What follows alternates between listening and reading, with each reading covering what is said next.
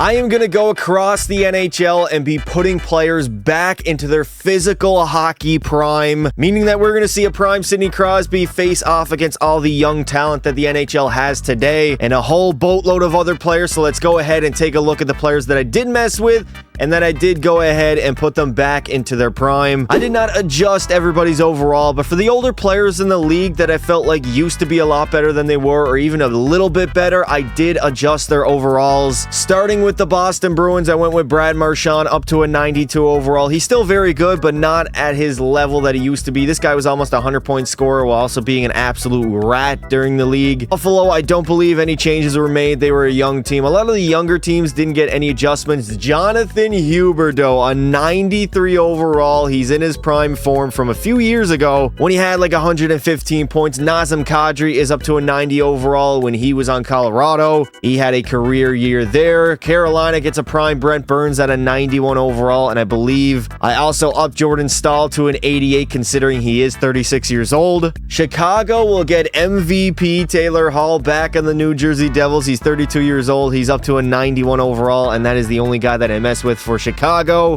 Colorado, I think I am upped up Landy to like an 87 considering I don't think he's going to be the same type of player after this horrible injury that he had. JVR for the Columbus Blue Jackets, he's up to an 87. I mean, we know Phil Kessel made this guy in the league, and back on Toronto, they were a filthy duo. For the Dallas Stars, they will get a prime Jamie Benn and Tyler Seguin, both at a 90 overall piece, as well as a prime Matt Duchene at an 89. So Dallas might be one of the favorites here to dominate the simulation. Patty Kane on the wings, 95 overall, back in the prime of his career. We got Vladimir Tarasenko up to an 89. Edmonton will get an MVP, Corey Perry, who's a 92 overall. Do not forget that this man literally scored 50 goals in a single season before and won the MVP award. Look at that. Back in 2011, 50 goals, 98 points, MVP, Hart Trophy. The older LA Kings are going to rewind the clock back to 2014 with a 93 Kopitar and a 92 Drew Doughty. These guys were one of the best at their position during that run where they won 2 Stanley Cups in 4 years. Minnesota, I did not touch them. I did bump up Line to an 88 overall. The guy scored, I think, like 43 goals in his second season in the league, 44 and 70 points, so I think an 88 is very fair for Fortnite Line. Nashville will get a prime Steven Stamkos at a 94 overall. This guy's a former 60-goal scorer. I mean, he was getting compared to Crosby and Ovi in his younger years. Obviously, he cooled off a little bit. He was riddled with injuries throughout his entire career, so you can't really blame the guy, but he's back to his prime, even though he's 34 years old in the game. The Rangers are going to get a slight tweak. I upped a Chris Kreider to an 88 overall. He scored 50-some goals a few years ago, 52 to be exact, so he was down to like an 86, 87. I just upped him 1 overall. I think that is fair. Ottawa will get a prime Claude Giroux at a 90 overall. This guy was a very solid forward in the 2010s on Philly. I mean, he put up a lot of points, had a 100-point season in 2018, countless point-per-game years, and he was just one of the more underrated players of the 2010s, in my opinion. Now, the team that got probably the most boost from this is, of course, the retirement home Pittsburgh Penguins. They will get a prime Sidney Crosby, 98 overall. There's only one man better in the NHL, and that is Connor McDavid. We got a prime Malkin at a 95. Erik Karlsson's back into his prime, 94 in 2017 when he was a top 3 player in the league. Even Chris Letang, I bumped him up to an 89. So this team, look out. The Penguins, they might be a dynasty in this sim. They probably have one of, if not the best roster in the league now. San Jose and Seattle didn't get any tweaks. St. Louis, I didn't really have anybody I could put back into their prime. Victor Hedman, I upped by like 1 overall, I believe, back to his prime form. And Ryan McDonough, I moved him up to an 88 overall. This guy was a very good defensive defenseman on the Rangers and, of course, on the Tampa Bay Lightning. The Maple Leafs will get a prime John Tavares, which, I mean, probably was his first year in Toronto. The dude scored like 48 goals, had 90-some points. He's up to a 92 overall, and they're going to get a little bit better at least. I believe he's normally around an 87, so that should help out the Leafs. Also, Oliver Ekman-Larsson, I bumped him up to an 86 when he played for the Arizona Coyotes. He was a very underrated defenseman back then on a very bad hockey team. Utah is a very young team, so I did not not do anything with their roster. Even the Vancouver Canucks, there wasn't too many players past their prime. Vegas is around the same boat, but the Washington Capitals, they will get a prime Alexander Ovechkin at a 97 overall. I moved up John Carlson to an 88 because he had a lot of good offensive seasons as a defenseman. I mean, 70 points, 75, 70. This dude was consistently on PP #1, handing Ovi all those one-timers after Mike Green left all those years ago. But most importantly, we got the greatest goal scorer of all time back into his prime. He's most likely going to dominate, and I did not adjust anybody for the Winnipeg Jets. So at the end of the first season, we got Colorado, a team that I really did not adjust at all besides Gabriel Landeskog moving up like 2 overalls. They won 52 games. They're at the top of the league. We got Dallas being very good, Edmonton, Tampa Bay, Boston, and the Pittsburgh Penguins were a top 10 team. Only 47 wins. I honestly expected more, I'm not going to lie. And at the bottom, we have San Jose, the Islanders, Minnesota, and Utah. Nikita Kucherov will go off 122 points, leading all skaters. McDavid was very good. Matthews, Kaprizov, Crosby only had 103 points. I was expecting Sid to do a lot better, I'm not gonna lie. And for the goals, Kirill the Thrill, I mean, this dude just ripped off Phil the Thrill's nickname. Whatever, 60 goals on the year, he'll lead all skaters. We got Patrick Laine putting up 59, Draisaitl, Pasta, Ovi only had 51 himself. So the old guns, even though they are back into their prime, at least overall wise, they are not simulating as well as I wish they would have. Goalies, I did not touch the goalies for the sim. I just wanted to be strictly players. Georgiev, I mean, somehow had the most wins at 44, and for shutouts, we got Linus Ullmark with 10. Now, this is our playoff bracket for the Stanley Cup. Let's see who goes on and makes the finals. And now in the finals, we have the Dallas Stars up against the Pittsburgh Penguins. 2 teams that are getting a lot of extra talent because of putting everybody back into their prime. And now they're going to battle it out for a Game 7 series. We got Crosby, Malkin, Carlson, Sagan, and Ben for the Dallas Stars. Let's see what happens. First period, 1-0 lead to the Pens. Brian Rustin after 2. The Pens hold on to a 2-1 lead, trying to steal game number 1 in Dallas here, but Rope Hintz will tie the game up, and Evgeny Malkin will retake the lead for the Pens.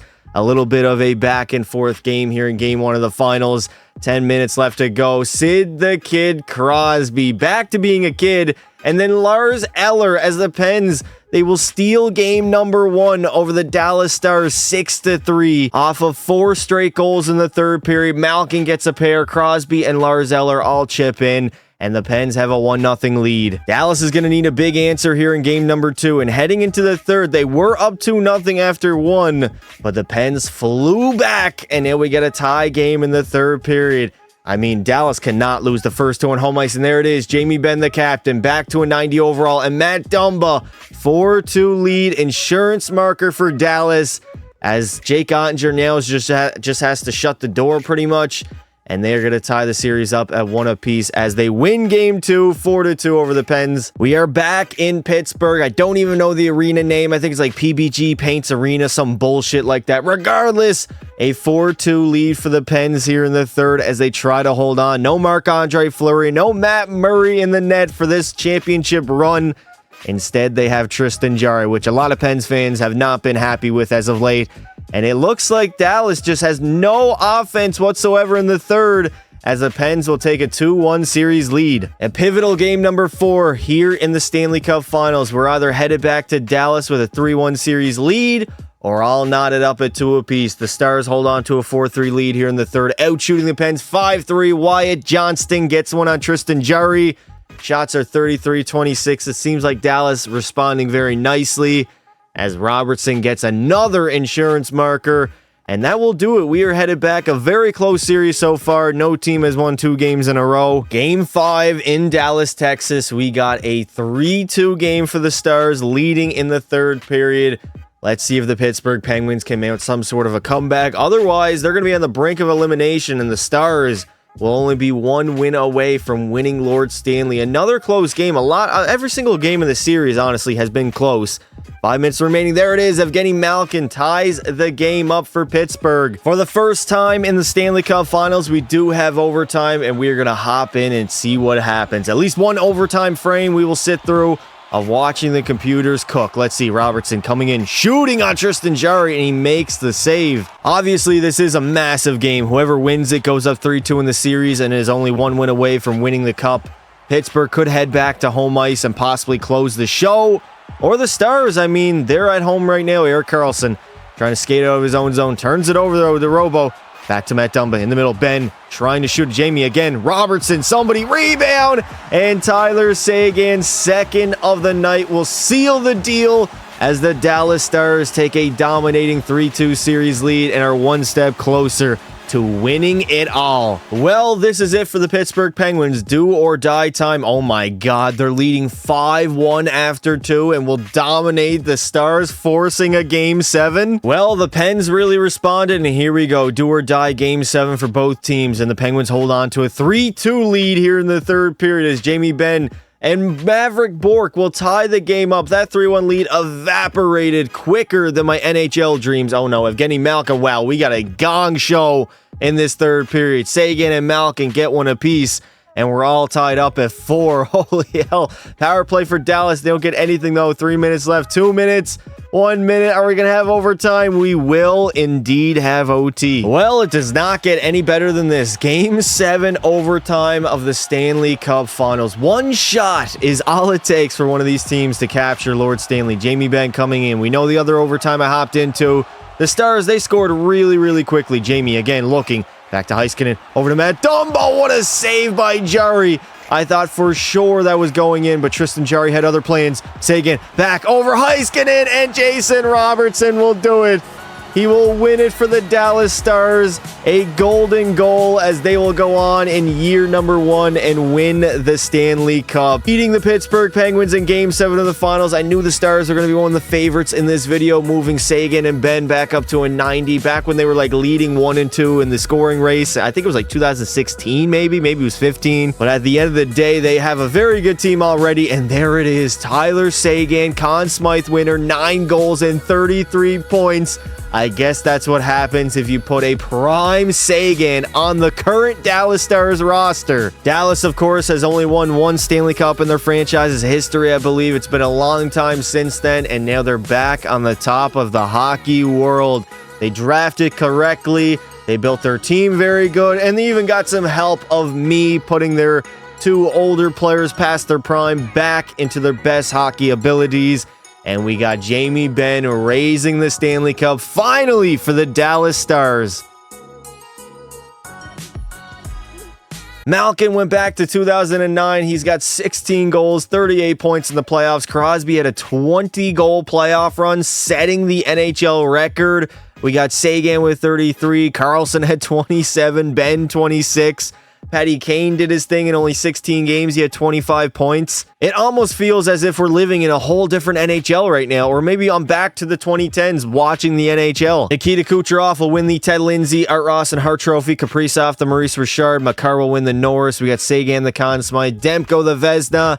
And Anze Kopitar, the Selke. Moving on to year number 2, we got Edmonton at the top of the NHL. 59 wins on the season. The Rangers were very good. Pittsburgh is trying to win a Stanley Cup in this video. Colorado and Boston were all top 5. And we got Les Montreal at the bottom, as I mean, a prime Fortnite line was not enough this season. No surprise, as I mean, we have a prime Connor McDavid in the league right now. He will lead the league in scoring, 123 points. Nathan MacKinnon had 112, Malkin 111, Kane had 109, and Crosby 106. For the goals, we got Nathan MacKinnon putting up 69 on the season. Ovi had 60, Stammer had 58, Evgeny Malkin 53, and Sidney Crosby and John Tavares both had 49 apiece. So a lot of these older players are simulating well, but Nathan MacKinnon was just on another level of goal scoring this season. 69 goals, are you kidding me? The best goaltender in the world, and Stuart Skinner had the most wins at 46, and the most shutouts will go to Ukko-Pekka Luukkonen, who did have 7 on the year. Very interesting, again, to see if the Pens can rebound and make the Cup Finals for 2 years in a row and possibly even win it this year, or we'll have a brand new team, a brand new matchup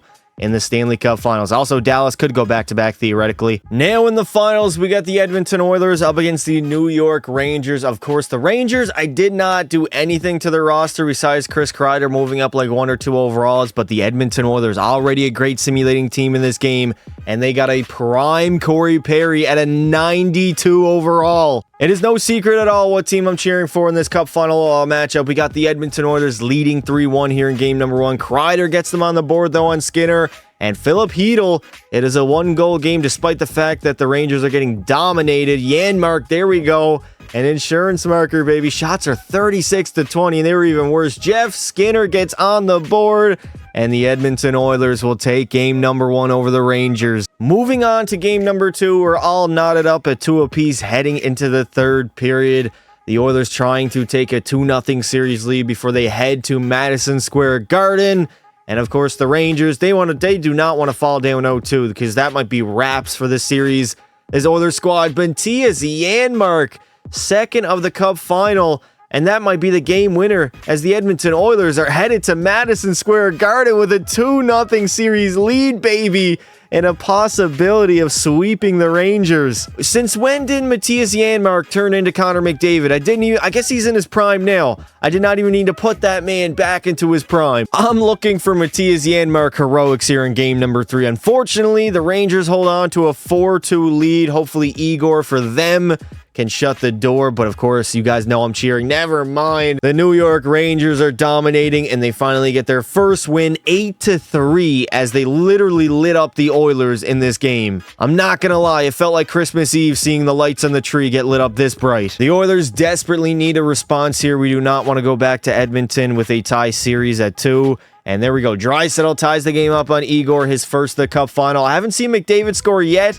I don't know if he has in the Cup final, but he needs to get going here. Power play for the Oilers.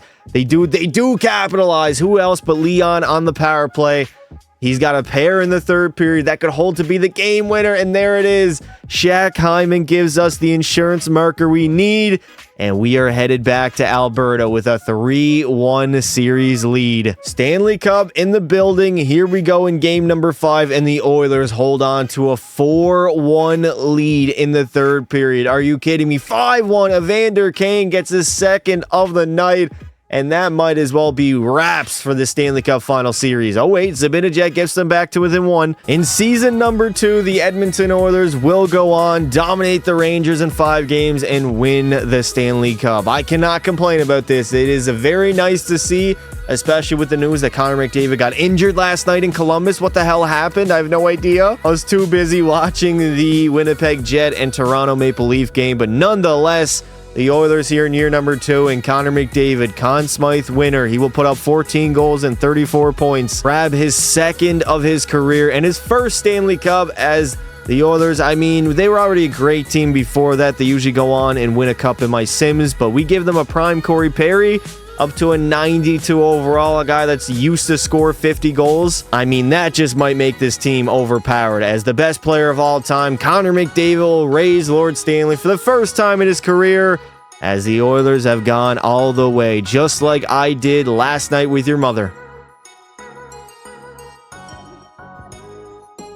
McDavid would end up leading the playoffs in not only goals with 14, but also points with 34. Adam Fox at 29. Zach Hyman was up there. Draisaitl. Matthews finally showed up in the postseason. McDavid will win the Ted Lindsay, Art Ross, and Hart Trophy. Obviously, McKinnon, the Maurice Richard. Makar again, the Norris. We got Connor winning the Conn Smythe. Skinner, the Vezina. And Anze Kopitar again, the Selke. Now, moving on to the final season, we got Tampa Bay at the top with 53 wins, followed by Minnesota. Pittsburgh, who I am praying gets the job done here in the final season. They almost did it in year number 1. They didn't do it. I would love to see Crosby, Malkin, Letang, and even Erik Karlsson win a Stanley Cup. The Oilers, they had a good season. They're on their way to back-to-back titles. Colorado was very good, and at the bottom, not too unpredictable to see San Jose down here. Of course, Kirill Kaprizov will go insane, leading the league in scoring. He had 114 points. Ovi had 111. Stammer was up there. Jamie Benn had a career-high 107 points. Also, Sagan had 105. So Dallas offensively was very, very powerful. And there it is, Alexander Ovechkin, a 70-goal season. I've been waiting for this. He's literally juiced to the gills right now. Kaprizov had 63. Stammer had 60. So not only do we have a 70-goal scorer, but 360-plus goal men in the National Hockey League this season. More 50-goal scorers. The league offensively was a lot more free to move around. We got Vasi with the most wins at 48, and the most shutouts was only 6 for Peter Mrazek, as the goaltenders definitely got hurt during this simulation, considering I just buffed all of players who were past their prime and they're back to being absolute juggernauts, at least offensively. So goalie stats are definitely going to hurt because of that. Here we go, the final Stanley Cup playoff bracket of the video. Well, again, the Pens got close. They made the conference finals, but lost to Tampa Bay as we have Minnesota versus the Lightning in the Stanley Cup finals. Ugh. I mean, I guess Kirill Kaprizov could do something heroic here as Tampa Bay in game number 1. We got overtime. Who is going to win it? We're all tied up at 3 apiece. Somebody has to steal game number 1 and take a 1-0 series lead in the finals. Minnesota is getting outshot 44-33, so they're getting a little bit outplayed. But their goalie, I believe Philip Gustafsson, is doing a damn fine job shutting down Tampa Bay. As we do head to overtime number 2, and the Tampa Bay Lightning, Jake Guentzel, their new acquisition, will give them a 1-0 series lead. Still in Tampa Bay, they're trying to take a 2-0 series lead, and they are dominating right now. They win 3-1, move up 2-0. I mean, Marcus Foligno got 1 in the third period, but it really did not matter. The damage was already done. As we now head to the state of hockey, Minnesota has to do something. Their first cup final, I believe, in club history, and we are headed to overtime yet again. A 2-2 tie here in game 3. The Lightning trying to go up 3-0. Minnesota trying to win their first, and they will not be able to do so. Braden freaking Point, 3-0 series lead for the Lightning. And now Minnesota is on the verge of being swept in the Cup Finals. Honestly, it couldn't be me. Imagine being swept in the Cup Finals. That must be embarrassing. Well, it is do or die time for the Minnesota Wild right now, and they are down 3-1 in the third period. They're going to need some sort of a comeback. There we go. Kaprizov, put the team on your back, brother. Go to work, start cooking in the kitchen, and make something happen in this third. Braden Point does not let it. Why is Marc-Andre Fleury in the year 2024 starting in a Stanley Cup final game? The Tampa Bay Lightning, even without a prime Steven Stamkos, will go on and sweep the Minnesota Wild in the Cup finals. Damn, this arena is dead right now, bro. Minnesota fans are so unhappy. The state of hockey got utterly obliterated. And I guess a 92 overall Victor Hedman is better than nothing, right? I did adjust at least one player on this roster. They were already a very good team that simulates pretty well in this game to begin with, as the Conn Smythe winner will in fact be Braden Point. He had 7 goals and 28 points in the 2020s, considering they've won every single Stanley Cup in that time frame. And there it is. At least Minnesota fans can see the Stanley Cup being raised on home ice. Unfortunately, it's not for the Wild, but instead the Lightning, as newly minted captain Victor Hedman, will raise it. First time as a captain, third of his career, and in the final season, Tampa Bay will go all the way.